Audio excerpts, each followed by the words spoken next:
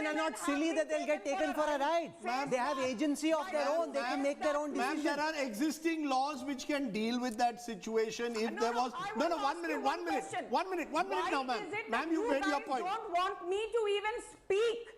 You talk of liberalism, you don't even want me to answer such a sensitive question. You have taken over this entire debate. The other guest hasn't even spoken. Ma'am, the other guest has not even spoken. We are joined by Tasleem Rahmani of the STPI. Tasleem Rahmani, just a minute, ma'am. Master of subterfuge. Okay.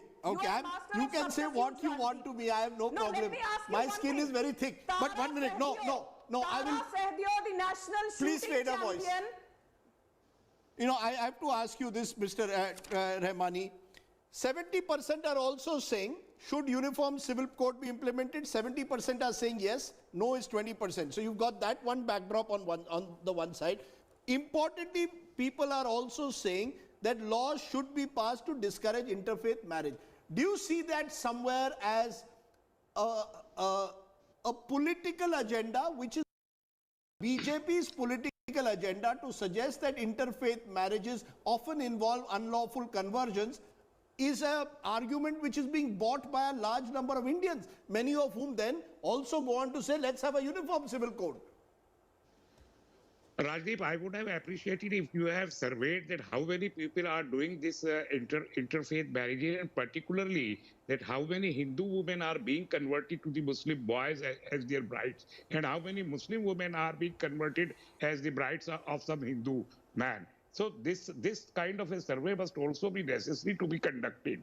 Secondly, in the Hadia case, as rightly Rahul has mentioned, the NIA has not only said it in a Hadia case, but in a general perception, the NIA has said there is nothing like the love jihad in Kerala, particularly after the whole investigation. That's why I say whenever any government belonging to the Bharatiya Janata Party claims that there are so many of the love jihad cases, we need a data. And your own survey report says that the general belief of the society is still that traditional belief that they don't want any intercaste marriages. No, so why do you think so many people today are buying into the argument? Why is it, if the number of cases of interfaith marriages are few, if there are negligible cases of forcible conversion, why is it then that so many people have bought into this narrative?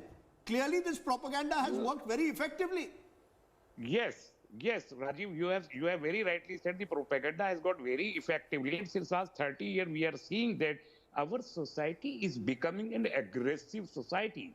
And this aggression at various spheres and various areas of our life is affecting our opinions. And these opinions, that's why we are getting so easily polarized on the religious lives, because of such kind of a propaganda without any support of or substantiation. But in a way, does this reflect, Raj, as your cover story says, the reign of Hindutva, a polarization taking place on religious lines, where the space, let's say, for interfaith marriages is shrinking in a way, and that is troubling.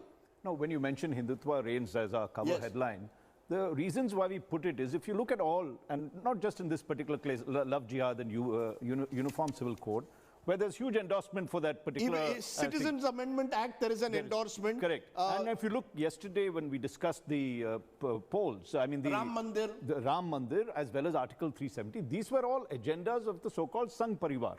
Right? The RSS said this is our this thing and this is what we want to do. So therefore you're seeing a clear trend, a clear rightward shift towards this, a decisive shift in the last 5 to 6 years towards that agenda. Now, it's debatable across the country whether that is the agenda that we should be following. But I think what we need to be cautious about is two things. One, the government needs to focus on development at the time when COVID is really hammering us.